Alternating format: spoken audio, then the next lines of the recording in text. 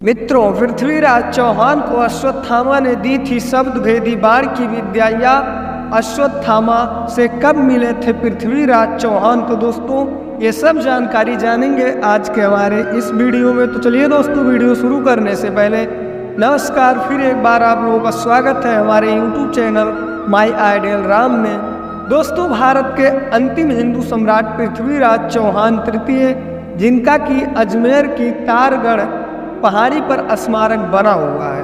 दोस्तों, शब्द भेदी बाण का जिक्र जब भी आता है कि उन्हें शब्द भेदी बाण चलाना किसने सिखाया, यह विद्या उन्हें वरदान में किसने दिया, तो दोस्तों ऐसा माना जाता है कि उन्हें यह विद्या अश्वत्थामा ने दी थी। और ऐसा माना जाता है कि अश्वत्थामा के बारे में मान्यता है कि वे काल, क्रोध, यम और भगवान शिव के सम्मिलित अंशा अवतार थे और 8 चिरंजीवियों में से एक है। दोस्तों, वे गुरु द्रोणाचार्य के पुत्र थे। द्वापर युग में जब कौरव और पांडवों में युद्ध हुआ था, तब उन्होंने कौरव का साथ दिया था। अश्वत्थामा अत्यंत शूरवीर एवं प्रचंड और क्रोधी स्वभाव के योद्धा थे। दोस्तों, धार्मिक ग्रंथों के अनुसार भगवान श्री कृष्ण ने अश्वत्थामा को चिरकाल तक पृथ्वी पर भटकते रहने का श्राप दिया था।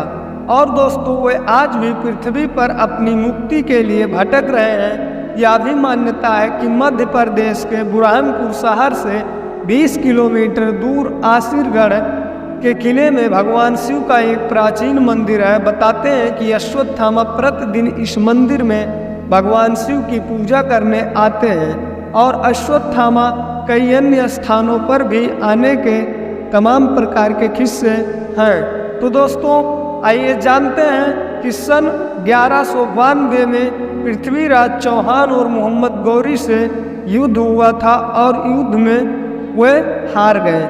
उसके बाद जंगल की ओर निकल पड़े। वे एक शिव मंदिर में प्रतिदिन आराधना करने जाते थे। यह शिव मंदिर आसिरगढ़ किले में ही स्थित है। मित्रों, आला सुबह प्रतिदिन उनसे पहले पूजा अर्चना करके कोई चला जाता था। इस पर उन्होंने इस रहस्य का पता लगाने के लिए भगवान शिव की आराधना की, तो उन्हें एक बुजुर्ग ने दर्शन दिए। उसके सिर पर गहरा घाव था और पृथ्वीराज चौहान एक अच्छे वैद्य थे। उन्होंने उस व्यक्ति का घाव ठीक करने का प्रस्ताव रखा और वह मान गए। दोस्तों, इलाज शुरू हुआ। जब एक हफ्ते बाद भी कोई फायदा नहीं हुआ तो पृथ्वीराज चौहान चौंक गए और उन्होंने अपने अनुमान के आधार पर उस व्यक्ति से पूछा कि क्या वह अश्वत्थामा है। इस पर उस व्यक्ति ने ही जवाब दिया, हाँ। इसके बाद पृथ्वीराज चौहान अभिभूत हो गए और उनके पैरों पे गिर पड़े। उसके बाद पृथ्वीराज चौहान ने अश्वत्थामा से वरदान मांगा। अश्वत्थामा ने उन्हें शब्द भेदी बाण का वरदान दिया, साथ ही 3 शब्द भेदी तीर दिए जो अचूक थे। ज्ञातव्यों का मानना है कि महाभारत कथा में स्पष्ट अंकित है कि भगवान श्री कृष्ण ने अश्वत्थामा के सिर पर लगी मणि को युक्तिपूर्वक हटवाया था और उसकी जगह से उनके सिर पर गहरा घाव हो गया था। जहाँ तक पृथ्वीराज चौहान के शब्द भेदी बाण का उपयोग करने का सवाल है, तो उसका संक्षिप्त विवरण दोस्तों, 1192 में मोहम्मद गौरी ने तराइन के दूसरे युद्ध में उनको हरा दिया, तो वे जंगल में चले गए। बाद में गुप्तचरों के सूचना के आधार पर गौरी ने उन्हें कैद कर लिया और कहीं कहीं उल्लेख है कि उन्हें अजयमेरु दुर्ग में रखा गया, तो कहीं ये हवाला है कि गौरी ने उन्हें सीधे गौर गजनी में ले गया। स्थानीय दुर्ग अथवा गौर में गौरी के गर्म सलाखों से उनके दोनों नेत्र जला दिया और पृथ्वीराज चौहान के बचपन के मित्र राजकवि चंद वरदाई फकीर की वेशभूषा में पीछा करते हुए गौर पहुंच गए और चंद वरदाई ने सुल्तान मोहम्मद गौरी से संपर्क स्थापित किया और निवेदन किया कि आँख के फूट जाने के बावजूद पृथ्वीराज चौहान शब्द भेदी बाण से अचूक निशाना लगाना जानते हैं, जिस अजूबे को सुल्तान को देखना चाहिए।